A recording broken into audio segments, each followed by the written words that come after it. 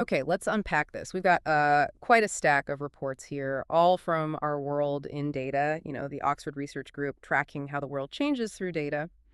Our mission in this deep dive, basically sift through all this and pull out the most important insights for you. And specifically, we're looking at global trends, like what's the most encouraging stuff the data shows, and, well, what's the most troubling? That's right. And these sources, they're incredibly rich. They cover, gosh, everything from child mortality and famine trends to democracy, economic growth, gender inequality, urbanization, the works. Our world in data paints this really complex picture. You see huge progress, absolutely. But you also see these really significant, stubborn challenges remaining. It's definitely not a simple story. Exactly. And that complexity is, I think, what makes it so important to look at. So we'll tackle this in two parts. First, let's focus on the positive, the really encouraging trends that the data documents where, humanity's made some amazing strides. Then we'll switch gears and look at the troubling side, the data that shows where we really need to focus more effort. Right. Let's dive in. All right, let's start with something that, honestly, when you see the long view our world in data provides, it's kind of astonishing. Global health, specifically child mortality. Yeah, child mortality, kids dying before they turn 5. And historically, the scale was just, well, it's almost unimaginable today, isn't it? Completely. Those charts going back to the 1830s show incredibly high rates, huge fluctuations.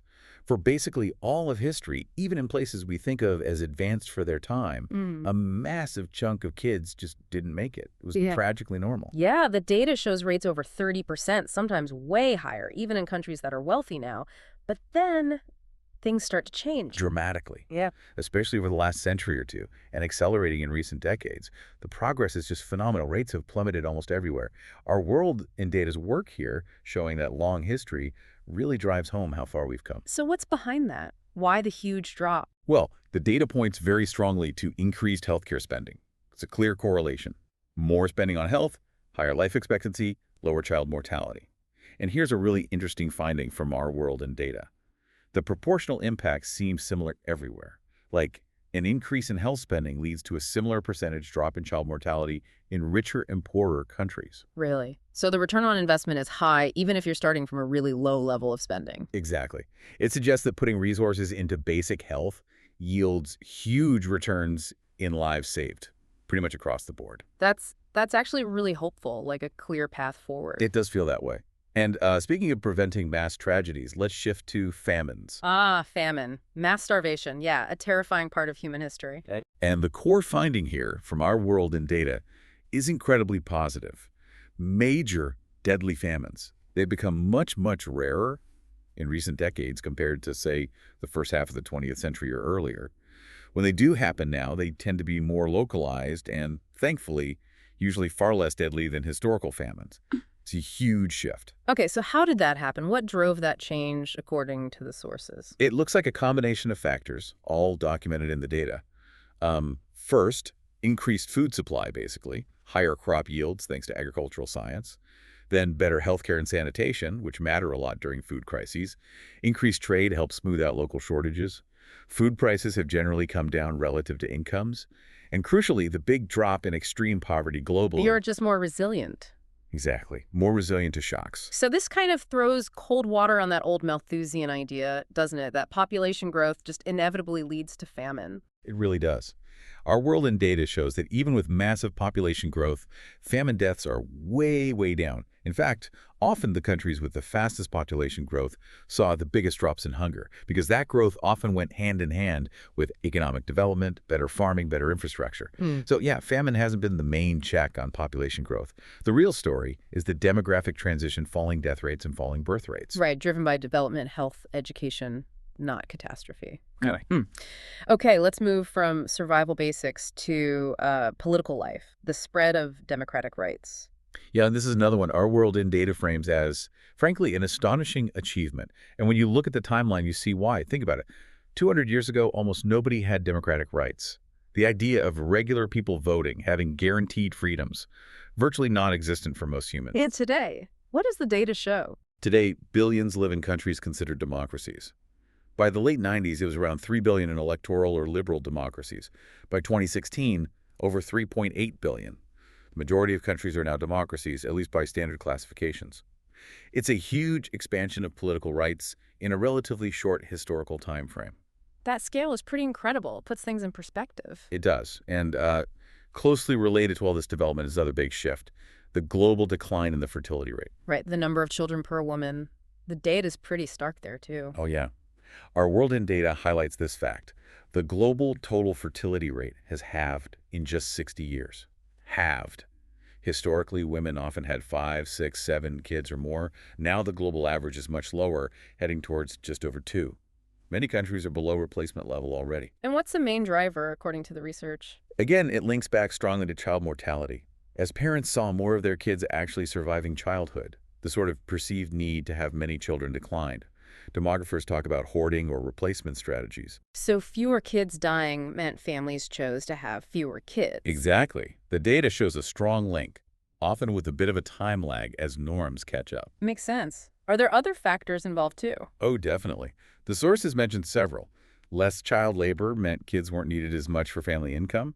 More education for kids made each child more, well, expensive to raise, and critically, much wider access to family planning and contraception. The impact of things like organized family planning programs like in Bangladesh, or the invention and spread of the pill in places like the U.S., those are huge.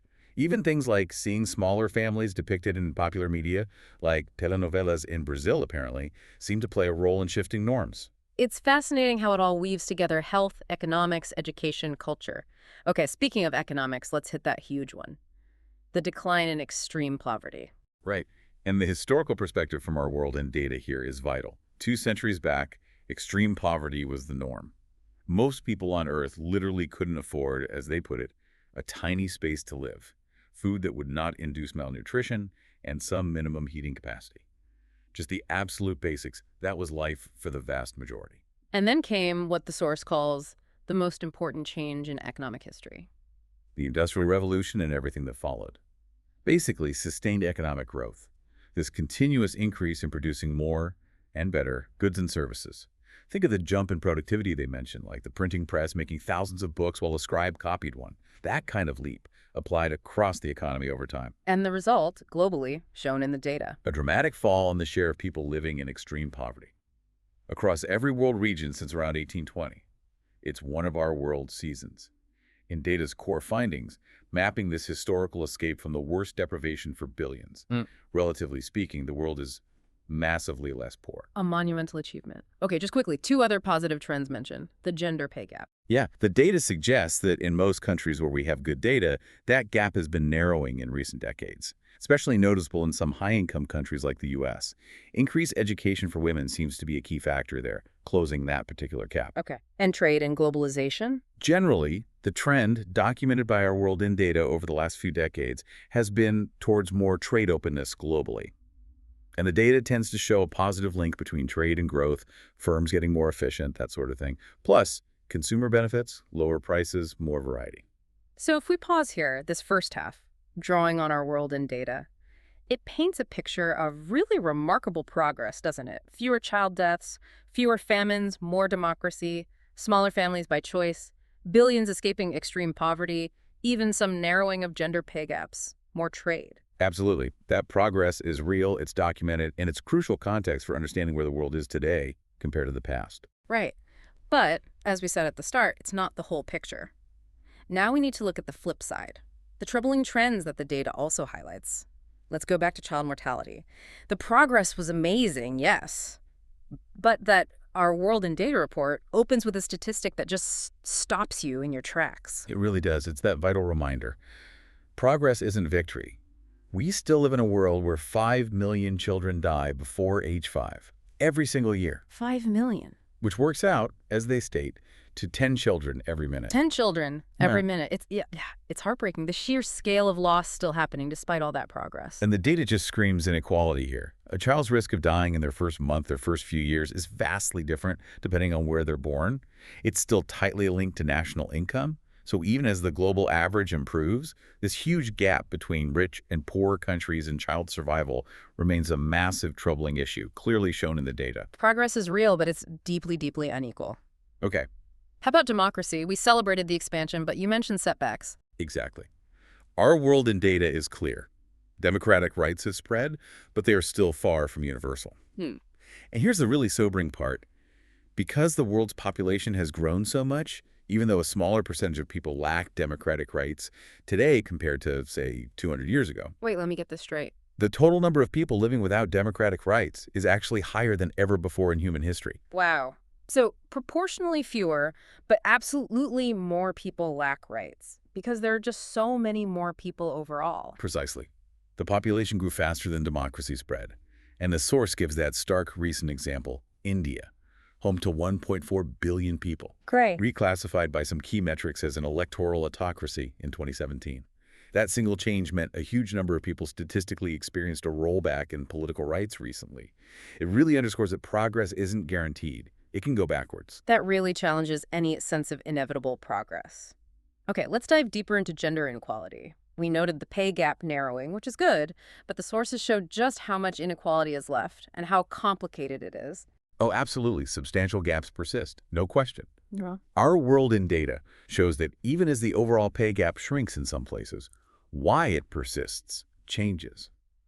Factors like differences in the occupations and industries women and men work in have become more important in explaining the gap, say, in the U.S. recently.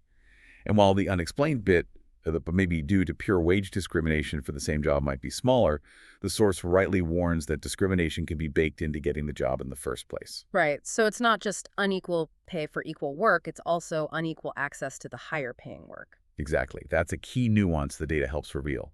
And then there's the clear motherhood penalty. Women's earnings often take a hit after having kids, even in countries with good family leave.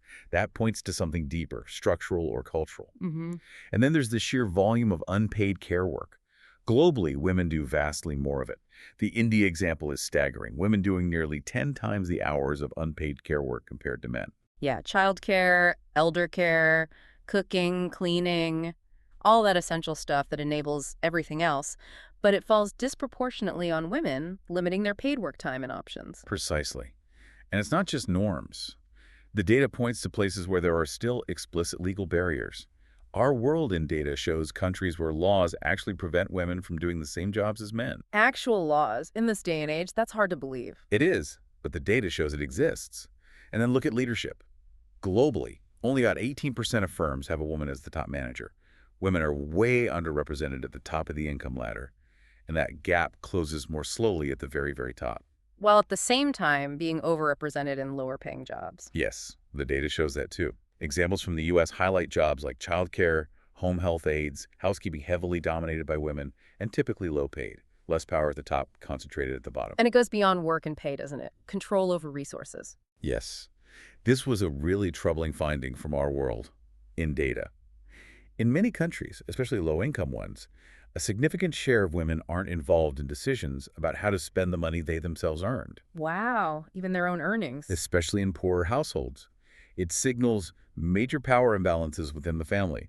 Plus, you see documented gender gaps in owning land or getting access to loans for starting a business. And underneath a lot of this, the sources suggest are these stubborn social norms, like the idea that a man should earn more than his wife. Yes, those cultural beliefs, often reinforced through media or family expectations, are identified in the research as real barriers, working alongside the structural and legal issues. It's a really tangled web. Okay, let's quickly circle back to famines, globally rare now, but you said they still happen under specific circumstances. Right. The sources are clear. Today's major deadly famines are almost always linked to conflict. War wrecks food production, blocks trade routes, spreads disease, and critically prevents humanitarian aid getting through. Mm. So while the global resilience is higher, conflict remains the key trigger for that kind of catastrophe today.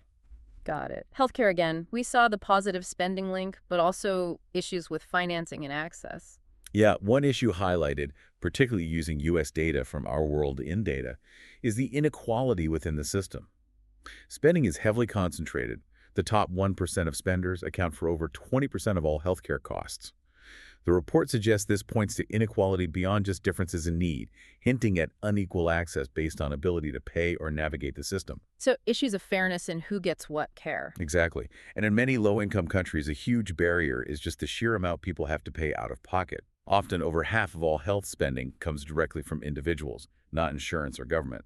That's a massive hurdle for poor families. And then there's that odd trend. Donor funding for health often drops off sharply as countries get a bit richer. Even though, as we discussed, the data shows the biggest health gains per dollar often come at those lower levels of initial spending. Hmm. Yeah, that seems counterintuitive. Pulling back just when the investment seems most effective. It does seem like a potential missed opportunity, based on the evidence presented. Okay, nearly there. Urbanization. More people in cities, but are they living well? That's the challenge. Urbanization is happening fast, but our world in data highlights that globally, nearly 1 in 4 city dwellers still lives in what's defined as a slum household. That means lacking basics like decent water or sanitation, enough living space, durable housing, or secure tenure, knowing you won't just be evicted. That's worse in some regions than others. Much worse in some. Sub-Saharan Africa stands out in the data, where, in many countries, it's over half the urban population living in those conditions. So, yes, cities are growing, but ensuring decent living standards for everyone in them is a huge ongoing challenge. And even just measuring this accurately is tricky, isn't it? Different countries defining urban or slum differently. Yes, that makes precise global counts hard, leading to conflicting estimates sometimes. But the scale of the problem within regions is still pretty clear from the data available. Okay, last point then, circling back to poverty and growth. We celebrated the fall in extreme poverty, but our world in data uses higher poverty lines too, which tell a more sobering story. They absolutely do. While that $2.15 a day extreme poverty line shows huge progress, if you lift the bar just a bit, the picture changes dramatically. Using a $6.85 a day line, our world in data statistics show 47% of the world, nearly half, still lives in poverty. And using a $30 a day line, it's 84%. Wow, so only about 16% of the world lives on more than $30 a day? That really reframes the scale of global poverty, doesn't it? It really does. The data makes it plain. Global inequality is still very large. And the author ends that section with a quote that I think really sticks with you: balancing the progress and the task ahead. Even after 2 centuries of progress, we are still in the early stages. The history of global poverty reduction has only just begun. The history of global poverty reduction has only just begun. Yeah, that really captures the whole deep dive, doesn't it? This dual reality from our world in data sources. It does. It sums up that complex picture perfectly. The world is so much better in critical ways than it used to be. And at the same time, it's still deeply unfair, faces huge challenges, but also holds the potential to be much, much better still. So pulling it all together from these Our World in Data reports, we saw incredible encouraging trends: child mortality, famines plummeting, democracy spreading to billions, families choosing fewer children, billions escaping the worst poverty, some progress on gender pay gaps, benefits from trade. Really huge achievements. Absolutely massive gains documented clearly in the data. But then the troubling side: 5 million kids still dying each year, with huge inequalities, more people than ever in absolute numbers lacking democratic rights. Gender inequality still deeply entrenched in pay, work, power, and norms. Famine still possible due to conflict. Healthcare access still deeply unequal. Hundreds of millions in urban slums. And the majority of the world still living in poverty by modest standards. Understanding both sides of that coin, the amazing progress and the huge remaining challenges, feels so crucial for just, having an informed view of the world and thinking about where we go from here. The sources make it clear that so much of the progress came from human choices, right? Innovations, policies, public health efforts, changing norms. And the problems that remain are also often linked to human systems conflict, discrimination, market failures, resistant social norms. That link is undeniable. So it makes you think, doesn't it? Given how much human choices have shaped both the good and the bad trends shown in this data, what really stands out to you, our listener, as the most surprising thing from this deep dive? And maybe more importantly, how much more progress is possible if we really focus our collective intelligence and effort, informed by this kind of data, on tackling those persistent, troubling trends?